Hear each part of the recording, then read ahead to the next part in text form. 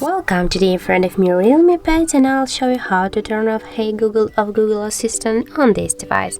So first you should launch the Google application, and then here on the right down corner tap to the more icon and just go to the settings, and here you will see the voice section. Just tap on that, and on the right side of your display you'll see the voice match section. Tap on this section, and here just to turn off the Hey Google option, tap once on the switcher and confirm by tap here to OK.